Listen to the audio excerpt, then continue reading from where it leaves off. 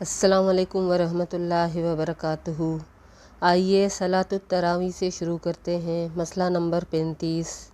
نماز تراویح گزشتہ صغیرہ گناہوں کی مغفرت کا ذریعہ ہے۔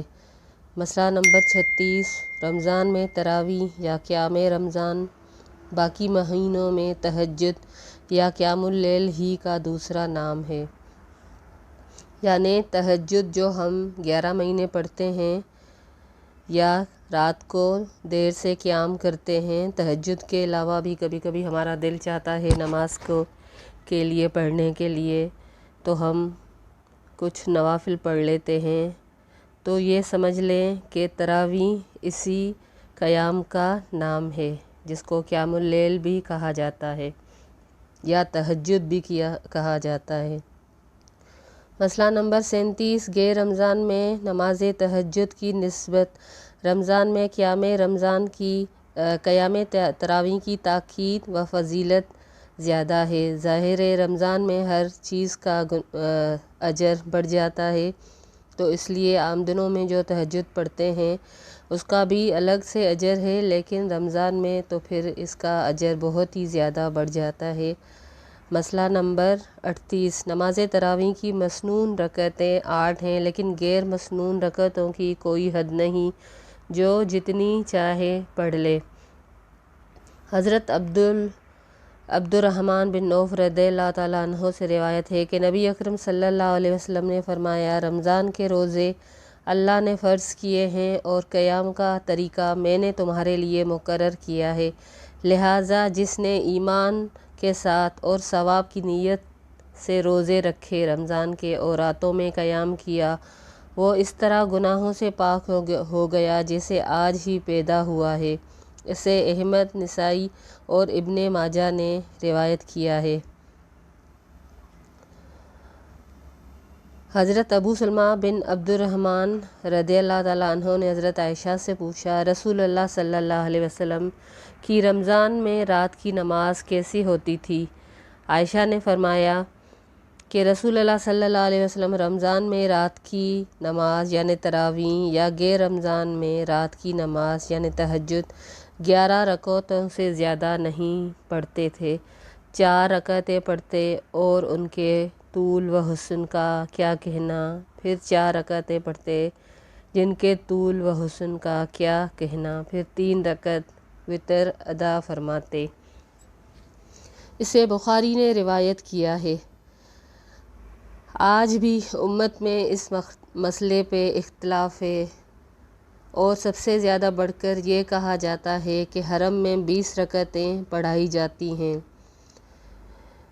تو ایسی بات نہیں جس پر اختلاف کیا جائے۔ حضرت عائشہ کی حدیث سے صاف ظاہر ہوتا ہے کہ نبی کریم صلی اللہ علیہ وسلم رمضان ہو یا غیر رمضان رات کو صرف 8 رکعتیں پڑھتے تھے اور 3 وتر ملا کے 11 کر لیتے تھے، لیکن ان کے طول اور حسن یعنی کہ وہ اس قدر لمبی ہوتی تھی کہ 1/3 رات گزر جاتی تھی۔ نبی کریم صلی اللہ علیہ وسلم 2/3 رات کے بعد جاگتے اور نماز پڑھتے اور کچھ دیر ہی آرام کرتے تو فجر کی نماز ہو جاتی، یعنی آپ سمجھ لیں کہ 3 سے 4 گھنٹے تک یہ 8 رکعتیں اور وتر پڑھتے تھے۔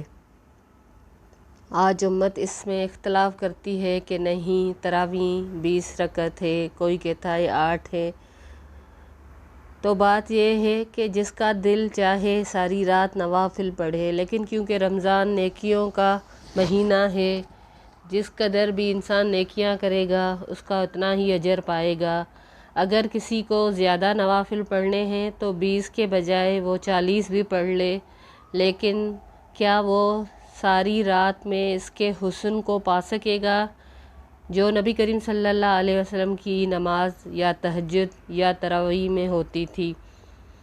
تو کیا یہ بہتر نہیں کہ ہم وہی کریں جو سنت ہے، یعنی 8 رکعتیں، اور ان میں ہم قیام کو لمبا، قرآن کو قرات کو دیکھ کے، کیونکہ نفلی نماز ہے اس لیے قرآن کو ہم دیکھ کے بھی پڑھ سکتے ہیں۔ رہا حرم کا مسئلہ، تو کسی نے یہ نوٹ نہیں کیا کہ حرم میں 8 رکعتیں ایک امام پڑھاتا ہے، پھر وہ اپنے 2 نفل وتر کے پڑھ کے 10 کر لیتا ہے، اور رات کو دیر سے اپنی ایک رکعت پڑھ کے طاق کر لیتا ہے، پھر دوسرا آتا ہے اور دوسرا بھی اسی طرح کرتا ہے۔ یہ صرف ایک اختلاف سے بچنے کے لیے انہوں نے امت کا ایک بات پہ امت کو جمع کیا ہے، کیونکہ اللہ نے یہی فرمایا ہے کہ فتنہ قتل سے بھی بڑا ہے، تو فتنے سے بچنے کے لیے انہوں نے اس طرح سے معاملہ کیا ہے، جس کی جو جتنی مرضی، اگر کسی میں استطاعت ہے تو 20 بھی پڑھے، 40 بھی پڑھے، کوئی منع نہیں ہے، لیکن اس بات کو مد نظر رکھے کہ رمضان اصل میں قرآن کا مہینہ ہے، تو جتنا بھی ان نوافل میں زیادہ قرآن پڑھا جائے گا اتنا ہی اس کا اجر ملے گا۔ مسئلہ نمبر 39، نماز تراویح کا وقت عشاء کے بعد سے طلوع فجر تک ہے، یعنی ساری رات میں آپ کبھی بھی پڑھ سکتے ہیں۔ اکثر یہ ہوتا ہے کہ ہم نماز پڑھتے ہیں جب عشاء کی، مسجدوں میں تراویح کا اہتمام اسی وقت لوگوں کی سہولت کے لیے کیا جا سکتا ہے، لیکن گھروں میں عورتیں چاہیں تو اپنے کاموں سے فارغ ہو کے نماز پہلے عشاء کی پڑھ لیں اور بعد میں بھی وہ تراویح پڑھ سکتی ہے۔ سحری تک کا وقت ہے، اس لیے کوئی مسئلہ نہیں، کوئی کبھی بھی پڑھ سکتا ہے، کیونکہ نفل عبادت ہے، قیام اللیل ہے اور تہجد ہے، تراویح ایک ہی بات ہے۔ تو عورتیں جو مارے باندھے عشاء کے وقت ہی نماز پڑھ لیتی ہیں، ان کو چاہیے کہ عشاء کی نماز بے شک اپنے ٹائم پہ پڑھ لیں، لیکن تراویح کی نماز سکون سے، آرام سے، جب اپنے کاموں سے فارغ ہو جائیں تو پڑھیں تو زیادہ اجر کا سبب ہے، لیکن جو جس طرح بھی سہولت سمجھتا ہے ویسا کر لے۔ مسئلہ نمبر 40، نماز تراویح 2 رکعت پڑھنا افضل ہے، کیونکہ نبی کریم صلی اللہ علیہ وسلم فرض نماز کے علاوہ ہمیشہ نماز کو 2 رکعتوں میں پڑھتے تھے، سوائے ظہر کی نماز 4 سنت ایک تشہد کے ساتھ پڑھتے تھے۔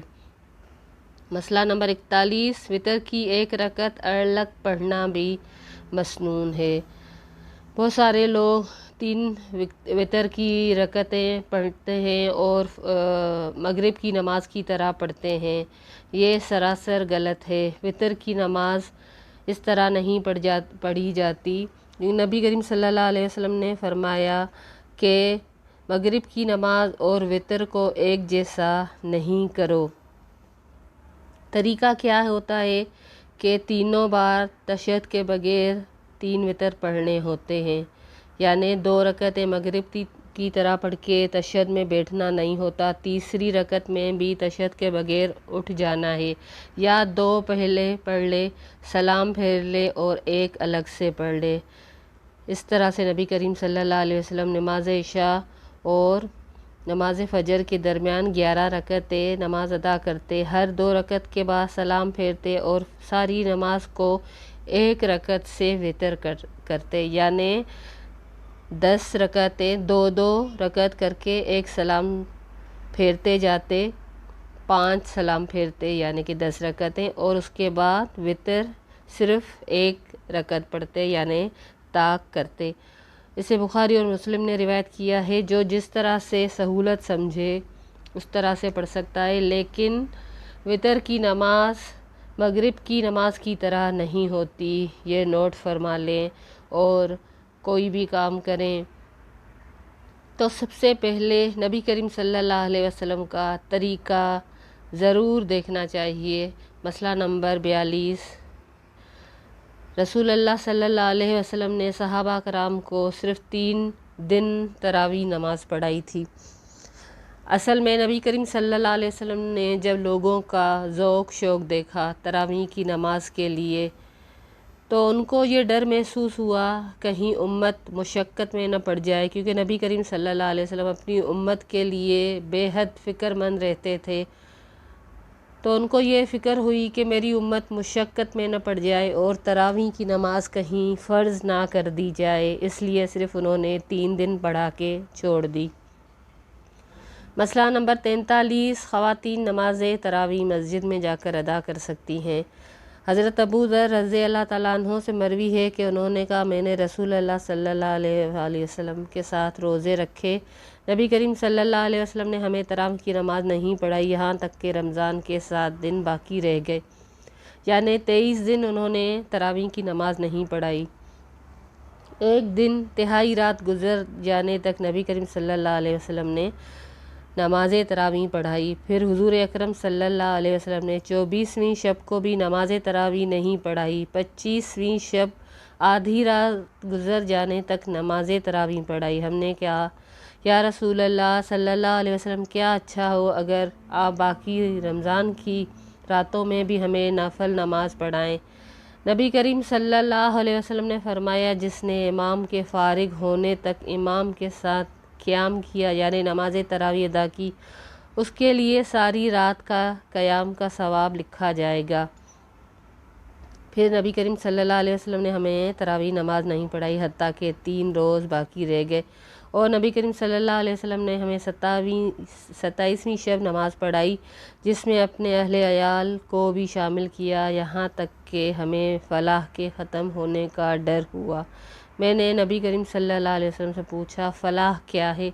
تو حضرت ابو ذر رضی اللہ تعالیٰ عنہ نے جواب دیا، سحری۔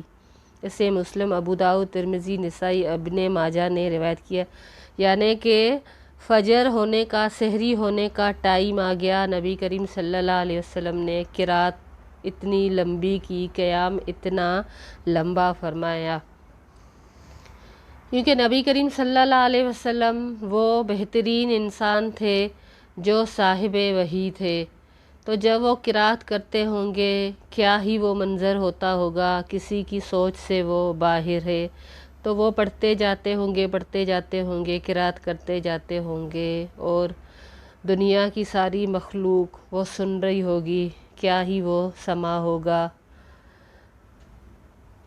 مسئلہ نمبر 44، وتروں کی تعداد 1، 3، 5 ہے، جو جتنے چاہے پڑھے۔ حضرت ابو ایوب کہتے ہیں، رسول اللہ صلی اللہ علیہ وسلم نے فرمایا، وتر پڑھنا ہر مسلمان کے ذمے ہے، البتہ جو پسند کرے وہ 5 پڑھے، جو پسند کرے وہ 3 پڑھے، جو پسند کرے وہ 1 پڑھے۔ اسے ابو داؤد، نسائی اور ابن ماجہ نے روایت کیا، یعنی وتر واجب ہے ہر مسلمان۔ واجب وہ چیز ہوتی ہے، وجبہ سے نکلی ہوئی ہے، جو کرنا اردو میں بھی استعمال کیا ہوتا ہے کہ تم پر یہ چیز کرنا واجب ہے، یعنی کہ لازمی ہے۔ اس کا درجہ فرض ہی سمجھ لیں یا فرض سے تھوڑا سا کم۔ ایک چیز سنت ہوتی ہے، کر لیں تو ثواب، نہیں کریں تو گناہ نہیں ہوگا، لیکن سنت بھی موقدہ ہوتی ہے، غیر موقدہ۔ ایک ہوتی ہے 12 رکعت جو دن میں نماز پڑھنی ہوتی ہے، 12 رکعت سنت، تو جو یہ 12 رکعت پڑھتا ہے اللہ تعالیٰ اس کے لیے جنت میں ایک محل بنا دیتا ہے۔ کچھ سنتیں ایسی ہوتی ہیں جو غیر موقدہ ہوتی ہیں، پڑھیں تو ثواب ہوتا ہے، نہیں پڑھیں تو گناہ نہیں ہوتا۔ تو اسی طرح وتر جو ہے اس کا الگ درجہ ہے، یعنی کہ لازمی طور پہ چاہے 1 ہی پڑھ لیں، اگر بھول جائے تو فجر کے وقت اٹھ کے ہی پڑھ لے، تو یہ ہماری قیام بھی ہو جائے گا اور اس کا ذمہ بھی ادا ہو جائے گا۔ مسئلہ نمبر 45، 1 تشہد اور 1 سلام سے 3 وتر پڑھنا مسنون ہے۔ اوپر بھی بتا چکی ہوں کہ 3 بار ہی کھڑے ہونا ہے، بیچ میں تشہد کے لیے نہیں بیٹھنا۔ مسئلہ نمبر 46، پہلی رکعت میں سورہ اعلیٰ، دوسری رکعت میں سورہ کافرون، تیسری رکعت میں سورہ اخلاص پڑھنی مسنون ہے۔ حضرت ابی بن کعب رضی اللہ تعالیٰ عنہ سے مروی ہے کہ رسول اللہ صلی اللہ علیہ وسلم وتر کی 3 رکعتوں میں سے پہلی میں سورہ اعلیٰ، دوسری میں سورہ کافرون اور تیسری رکعت میں سورہ اخلاص پڑھا کرتے، اور سلام آخری یعنی تیسری رکعت ہی میں پھیرتے تھے۔ اسے نسائی نے روایت کیا۔ حضرت عائشہ بھی یہی فرماتی ہیں کہ رسول اللہ صلی اللہ علیہ وسلم 3 رکعت وتر پڑھتے اور ان کے درمیان فاصلہ نہیں کرتے تھے، یعنی تشہد میں نہیں بیٹھتے تھے۔ آج بھی لوگ اس سنت پر بہت کم عمل کرتے ہیں اور مغرب کی طرح وتر کو پڑھتے ہیں، جو کہ بالکل غیر مسنون ہے۔ مسئلہ نمبر 47، وتر میں دعائے قنوت رکوع سے قبل بھی پڑھی جا سکتی ہے اور بعد میں بھی، دونوں طرح پڑھنی جائز ہے۔ حضرت انس بن مالک عنہ سے دعائے قنوت کے بارے میں پوچھا گیا تو انہوں نے کہا رسول اللہ صلی اللہ علیہ وسلم نے رکوع کے بعد دعائے قنوت پڑھی۔ ایک روایت میں یوں بھی ہے کہ رکوع سے پہلے اور بعد میں دونوں طرح پڑھی ہے، سے ابن ماجہ نے روایت کیا ہے۔ مسئلہ نمبر 48، دعائے قنوت جو نبی کریم صلی اللہ علیہ وسلم نے حسن بن علی رضی اللہ تعالیٰ عنہ کو وتر میں پڑھنے کے لیے سکھائی۔ وہ یہ دعا ہے جس پر لوگ کم عمل کرتے ہیں، اللہ ہمیں عمل کی توفیق دے۔ یہ دعا اس طرح ہے: اللہم اہدنی فی من ہدیت وعافنی فی من عافیت وتولنی فی من تولیت وبارک لی فی ما اعطیت وقنی شر ما قضیت فانک تقضی ولا یقضی علیک انہ لا یذل من وعلیک ولا یعز من عادیت تبارکت ربنا وتعالیت۔ رواہ الترمذی و ابو داؤد و نسائی و ابن ماجہ و الدارمی۔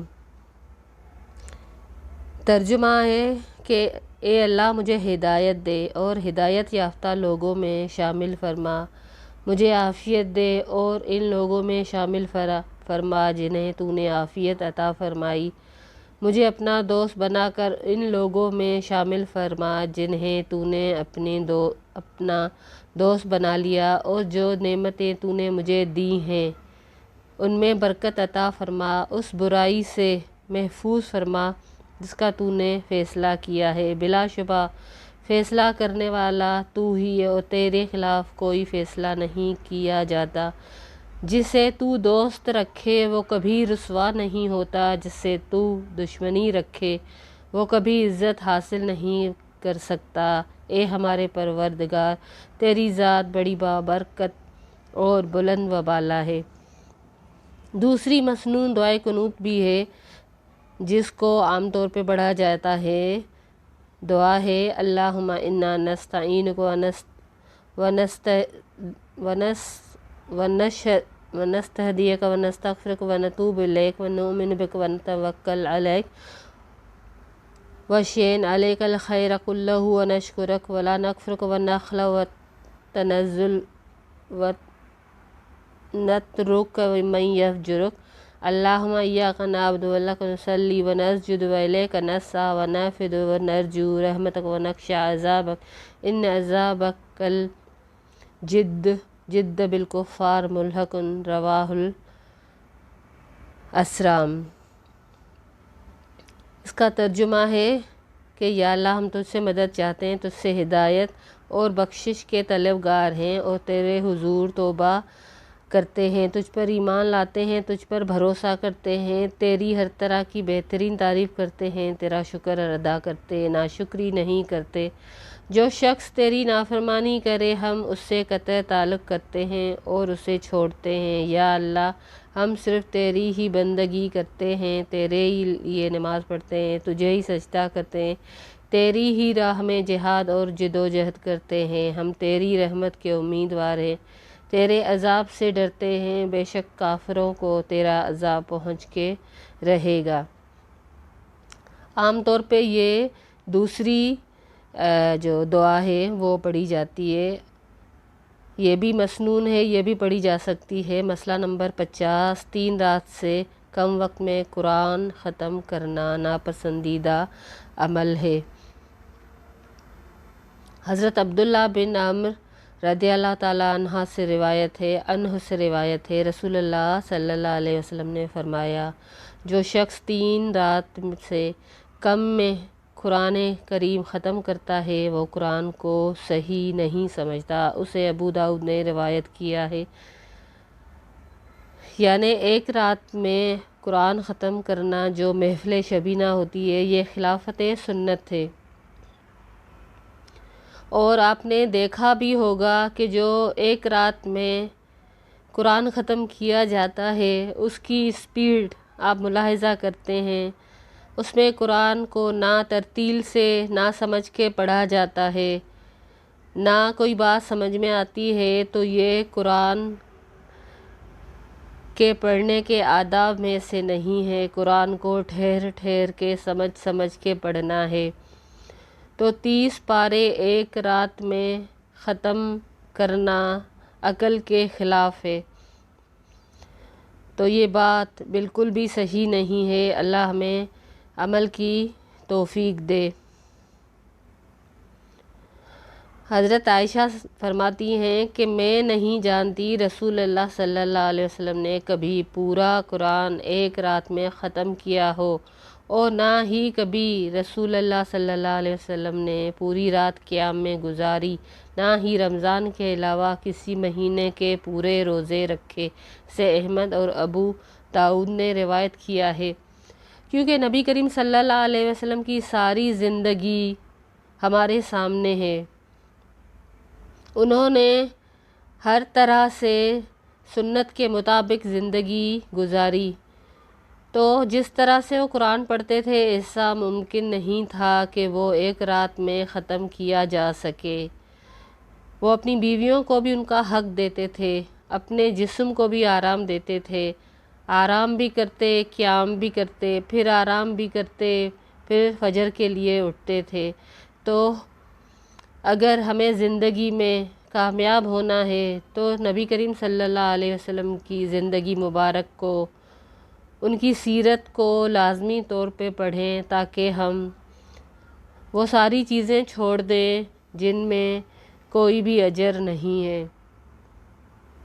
مسئلہ نمبر 52، سجدہ تلاوت میں یہ مسنون دعا پڑھنی چاہیے، یعنی جہاں پر سجدہ آتا ہے تو اس کے لیے مسنون دعا آتی ہے، سجد وجہ للذی خلقہ وشق سمعہ وبصرہ بحولہ وقوتہ، رواہ ابو داؤد و ترمذی والنسائی۔ قیام اللیل کے دوران بھی جب سجدے کی آیت آتی تو نبی کریم صلی اللہ علیہ وسلم یہ تلاوت فرماتے۔ ترجمہ ہے، میرے چہرے نے اس ہستی کو سجدہ کیا جس نے اسے پیدا کیا اور اپنی طاقت و قدرت سے اس میں کان اور آنکھیں بنائیں۔ بہترین دعا ہے، ہم میں سے اکثریت کو یہ دعا نہیں آتی اور سجدہ تلاوت کا ہمیں معلوم بھی نہیں ہوتا۔ ہم جمع کر کے رکھتے ہیں، قرآن کا ختم پورا کرتے ہیں اور اس کے بعد 14 سجدے ایک ساتھ دیتے ہیں۔ تو اللہ ہمیں توفیق دے کہ جدھر بھی سجدہ آئے اسی وقت ہم اشارے سے ہی سجدہ کر لیں، بیٹھے بیٹھے ہی قبلے کی طرف سجدہ کر لیں، یا اٹھ کے جائے نماز پر ہی یہ سجدہ کر لیں۔ اللہ اکبر کہہ کے ہمیں سجدے میں چلے جانا ہے اور یہ دعا پڑھنی ہے۔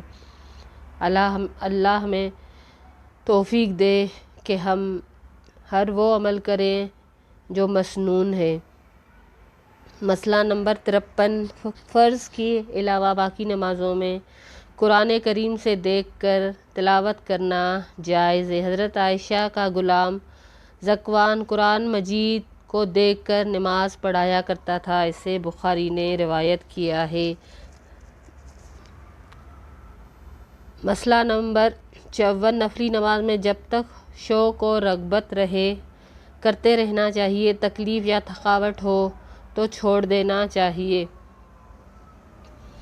نفلی عبادت میں جب تک شوق اور رغبت رہے، یعنی شوق سے ہم کر رہے ہیں، دل چاہ رہا ہے، نفل پڑھے جا رہے ہیں، لیکن کسی وجہ سے ہمارا دل نہیں لگ رہا ہو تو مارے باندھے وہ عبادت کرنا اللہ کو پسند نہیں، کیونکہ اللہ نہیں تھکتا، بندہ تھک جاتا ہے۔ تو اللہ تو اپنے بندے کی ہر چیز کو دیکھنے والا ہے، وہ بندے کا شوق بھی دیکھ رہا ہے، وہ بندے کی تھکاوٹ بھی دیکھ رہا ہے۔ تو نفلی عبادت صرف اور صرف رغبت سے، شوق سے، اللہ کی محبت رکھتے ہوئے کرتے رہنا چاہیے۔ جب بھی تکلیف ہو، تھکاوٹ ہو تو انسان اس کو چھوڑ دے اور اس کا یہ اس طرح سے چھوڑنا بھی اللہ کے پاس اجر کا سبب ہوگا۔ مسئلہ نمبر 55، عبادت میں اعتدال ضروری ہے، یعنی عبادت وہ ہوتی ہے جو انسان مستقل کرتا رہے، اعتدال میں کرتا رہے۔ ایک انسان ایک رات ساری رات قرآن پڑھتا رہے گا، دوسری رات پڑھتا رہے گا، تیسری رات وہ تھک جائے گا، یعنی اس نے اعتدال کا راستہ نہیں اپنایا۔ ایک انسان روزانہ 100 نفل پڑھتا ہے، 2 دن 3 دن 4 دن 5 دن، لیکن ایک دن وہ تھک جاتا ہے تو اللہ تھکتا نہیں ہے، اس لیے عبادت میں اعتدال ضروری ہے۔ حضرت انس رضی اللہ تعالیٰ عنہ کہتے ہیں رسول اللہ صلی اللہ علیہ وسلم نے فرمایا، نفل نماز اپنی طبیعت کی خوشی اور شوق کے مطابق ہی پڑھو، جب طبیعت تھک جائے تو بیٹھ جاؤ۔ اسے بخاری اور مسلم نے روایت کیا ہے۔ حضرت عائشہ کہتی ہیں رسول اللہ صلی اللہ علیہ وسلم نے فرمایا، اپنی ہمت کے مطابق عبادت کرو، اللہ اجر دیتے کبھی نہیں تھکتا، جبکہ تم عبادت کرتے کرتے تھک جاتے ہو۔ میں پہلے ہی اوپر بتا چکی ہوں کہ اللہ اپنے بندے کی عبادت سے نہیں تھکتا۔ اللہ بہت مہربان ہے، اپنے بندوں کی مجبوریوں کو جانتا ہے، لہٰذا بیجا چیزیں اپنے آپ پر انسان نہیں لاگو کرے۔ اسی لیے نظر کو بھی اسلام میں پسندیدہ نہیں سمجھا جاتا۔ انسان سوچے سمجھے بغیر نظر مان لیتا ہے، میں ایسا کروں گا، میں ایسا کروں گا، لیکن بعد میں وہ اس چیز کی طاقت نہیں رکھتا اور اسے چھوڑ دیتا ہے، تو یہ اور اللہ کی ناراضگی کا انسان پر سبب بن جاتا ہے کہ جب انسان میں وہ طاقت نہیں، وہ ہمت نہیں، تو پھر انسان اس طرح کی چیزیں کیوں اپنے اوپر لاگو کر لیتا ہے۔ حضرت عبداللہ بن عمر بن عاص کہتے ہیں کہ مجھے رسول اللہ صلی اللہ علیہ وسلم نے فرمایا، اے عبداللہ، تم فلاں آدمی کی طرح نہ ہو جانا جو رات کو عبادت کے لیے اٹھا کرتا تھا، پھر اس نے اٹھنا چھوڑ دیا۔ دیکھیں، پھر وہی بات آ جاتی ہے کہ ایک انسان ایک کام کرتا ہے لیکن پھر اس کو چھوڑ دیتا ہے۔ تو نبی اکرم صلی اللہ علیہ وسلم اپنے صحابی کو یہ تلقین کر رہے ہیں کہ فلاں آدمی، نام نہیں لیا، حالانکہ نام لے کر بھی بتا سکتے تھے کہ یہ آدمی ایسا کرتا تھا، پھر اس نے ایسا کرنا چھوڑ دیا، کیونکہ انسان بہت جلد باز بھی ہے اور کم ہمت بھی ہے۔ ایک کام کرنے کی ٹھانتا ہے لیکن وہ اس پر قائم نہیں رہ پاتا۔ تو اللہ کو پسند ہے کہ عبادت مستقل کی جائے، بھلے تھوڑی ہی کیوں نہ ہو۔ رخصت الصوم، روزے کی رخصت کے مسائل۔ مسئلہ نمبر 56، سفر میں روزہ رکھنا اور چھوڑنا دونوں درست ہیں۔ حضرت عائشہ رضی اللہ تعالیٰ عنہ سے روایت ہے کہ حمزہ بن عمرو اسلمی رضی اللہ تعالیٰ عنہ نے نبی کریم صلی اللہ علیہ وسلم سے پوچھا، کیا میں سفر میں روزہ رکھوں؟ اور وہ کثرت سے روزے رکھنے والے تھے۔ حضور اکرم صلی اللہ علیہ وسلم نے فرمایا، اگر چاہے تو رکھ، چاہے تو نہ رکھ۔ اسے بخاری مسلم نے روایت کیا ہے۔ حضرت ابو سعید خدری رضی اللہ تعالیٰ عنہ سے روایت ہے کہ ہم 16ویں روزے سے نبی کریم صلی اللہ علیہ وسلم کے ساتھ جہاد کے لیے نکلے۔ ہم میں سے بعض لوگوں نے روزہ رکھا، بعض لوگوں نے چھوڑ دیا۔ نہ روزے دار نے بے روزے دار پہ کوئی اعتراض کیا، نہ بے روزے دار نے روزے دار پہ اعتراض کیا۔ اسے مسلم نے روایت کیا ہے۔ ہر انسان کی طبیعت فرق ہوتی ہے۔ آج ہم بہت سارے لوگ جو روزہ نہیں رکھتے اس پر اعتراض کرتے ہیں کہ آج تو سفر بہت آسان ہو گیا ہے، تو کہنے والے کو یہ نہیں معلوم ہوتا کہ سفر میں دوسرا انسان جو روزہ نہیں رکھ رہا، اس کی طبیعت اس کو خود پتہ ہے۔ تو جو روزے رکھتے ہیں، ہو سکتا ہے اللہ نے ان کو طاقت دی ہو، وہ آج کے حالات میں، آج کی آسانیوں میں بھی روزہ رکھ سکتا ہو، لیکن جو روزہ نہیں رکھ رہا اس کی طاقت نہیں، تو اس لیے کسی پر اعتراض کرنے کا ہمیں کوئی حق نہیں۔ جب اللہ نے ہمیں اجازت دی ہوئی ہے، سفر لمبا ہو، مشقت والا ہو، چاہے آسانی والا، یہ رکھنے والے کی اپنی مرضی ہے، کیونکہ اللہ نے رخصت دی ہے۔ مسئلہ نمبر 57 حیض و نفاس والی عورت مذکورہ حالت میں روزہ رکھے نہ نماز پڑھے، البتہ بعد میں روزے کی قضا ادا کرنی ہوگی، نماز کی نہیں۔ یہ معروف بات ہے کہ حیض میں، نفاس میں یعنی جو بچہ پیدا کرتی ہے عورت، تو اس حالت میں روزہ نہیں رکھنا ہوتا، نہ نماز کی کوئی قضا نہیں اور روزے کی قضا ہے۔ دیکھیے پھر اللہ کا رحم، اللہ کا لطف دیکھیے کہ نماز چونکہ ہر مہینے میں آتی ہے اور عورت اس کی مکلف نہیں ہو سکتی کہ اتنی چھوڑی ہوئی نمازیں ان کی قضا دے، جبکہ روزے سال میں ایک بار آتے ہیں، آسانی کے ساتھ پورے سال میں انسان ادا کر سکتا ہے، تو روزوں کی قضا ہوگی۔ اللہ کے لطف اور کرم کی اس سے بہترین کوئی مثال ہو ہی نہیں سکتی کہ اللہ اپنے بندوں پہ کس قدر مہربان ہے۔ مسئلہ نمبر 58 دودھ پلانے والی اور حاملہ عورت کو روزہ نہ رکھنے کی رخصت ہے، بعد میں قضا ہوگی۔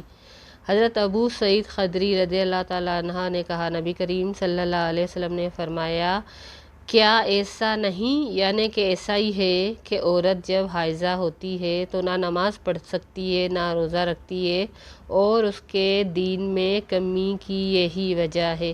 اسے بخاری نے روایت کیا ہے۔ حضرت انس بن مالک القعبی رضی اللہ تعالیٰ عنہ سے روایت ہے کہ رسول اللہ صلی اللہ علیہ وسلم نے فرمایا، اللہ نے مسافر کو روزہ مؤخر کرنے اور نصف نماز کی رخصت دی ہے، جبکہ حاملہ اور دودھ پلانے والی عورت کو روزہ مؤخر کرنے کی رخصت دی ہے۔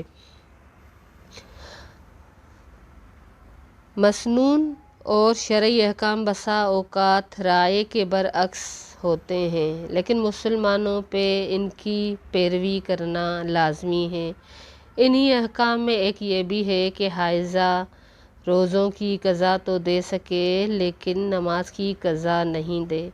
کہنے کا مقصد یہ ہے کہ یہ ایک عالم ہیں اور یہ کہہ رہے ہیں کہ جو شرعی احکام ہوتے ہیں ضروری نہیں ان پر ہم اپنی رائے دیں، ہم کہیں کہ نہیں ہم آرام سے ہیں تو سفر میں ہم نماز پڑھ سکتے ہیں، یا جو بھی چیز ہے شریعت کی، اگر اللہ نے ہم پر آسانی کی ہے تو ہمیں ان پر عمل کرنا چاہیے، اللہ کی ان نعمتوں کو، اللہ کے ان صدقات کو حاصل کرنا چاہیے، بجائے اس کے کہ ہم اپنی رائے دیں کہ نہیں ہم تو اپنی کار میں جا رہے ہیں تو ہم اپنی مرضی سے پوری نماز پڑھ کے آرام سے جا سکتے ہیں۔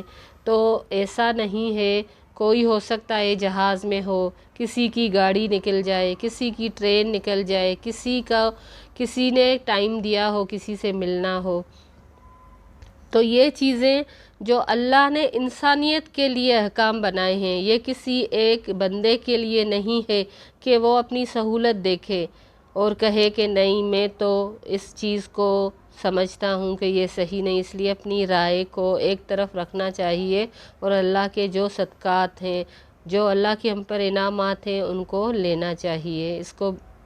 اس سے بخاری نے روایت کیا ہے۔ مسئلہ نمبر 59 سفر یا جہاد میں دشواری کے پیش نظر روزہ ترک کیا جا سکتا ہے، اور اگر رکھا بھی ہو تو توڑا جا سکتا ہے، اس کی صرف قضا ہوگی، کفارہ نہیں۔ دیکھیے یہ نفل روزے کی بات نہیں ہو رہی، یہ بات ہو رہی ہے فرض روزے کی، کہ اگر سفر میں ہم نے روزہ رکھ لیا لیکن جب ہمت جواب دینے لگی، جہاد میں ہے، کسی اور کام سے ہے، اور اللہ نے ہمیں اجازت دی ہے تو ہم اس روزے کو توڑ سکتے ہیں، اس کی قضا ہوگی، یہ گناہ نہیں ہوگا۔ عزا ازود الفتح فی رمضان وصام حتی بلغ القدید، یہ نبی کریم صلی اللہ علیہ وسلم کے ساتھ تھے۔ نبی اکرم صلی اللہ علیہ وسلم نے رمضان میں مکہ میں چڑھائی فرمائی تو روزہ رکھا ہوا تھا، لیکن جب مقام قدید، جو قدید اور اسفان کے درمیان ایک چشمہ ہے، یہ یہاں پر پہنچے تو مغرب سے پہلے روزہ کھولا اور اس کے بعد مہینہ پورے روزے نہیں رکھے۔ یعنی رمضان کا مہینہ تھا، یہ جہاد میں بھی تھے، سفر میں بھی تھے، تو روزہ پہلے رکھا لیکن بعد میں اس کو توڑ بھی دیا، اور اس کے بعد پورا رمضان روزے بھی نہیں رکھے، اس کو بعد میں قضا کیا۔ دیکھیے یہ اللہ کی مہلتیں ہیں، سہولتیں ہیں، رخصتیں ہیں، اس پر بلا وجہ انسان نہ اڑا رہے اپنی ضد پہ۔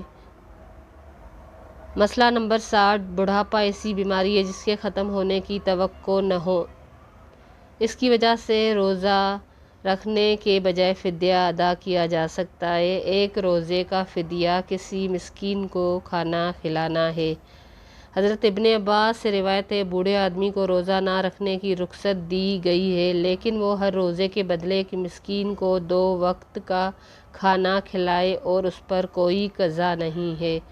مسئلہ نمبر 61، ایسے تمام امور جن میں روزے کی رخصت ہے، مثلاً بیماری، سفر، بڑھاپا، جہاد، عورت کے معاملے میں حمل، رضاعت وغیرہ کے ہوتے ہوئے بھی کوئی شوق سے روزہ رکھ لے لیکن بعد میں روزہ نہ نبھا سکے تو وہ روزہ توڑ سکتا ہے۔ اس صورت میں صرف قضا ہوگی۔ یعنی یہ لوگ روزہ رکھ لیتے ہیں، بوڑھا آدمی، حاملہ یا رضاعت والی عورت، یا سفر میں یا بیماری میں یا بڑھاپا یا جہاد، سحری میں روزہ رکھ لیا اپنے شوق کی وجہ سے، لیکن بعد میں اس کو تکلیف ہوئی، مشقت ہوئی تو اس کو توڑ دے۔ حضرت جابر بن عبداللہ سے روایت ہے، رسول اللہ صلی اللہ علیہ وسلم نے دوران سفر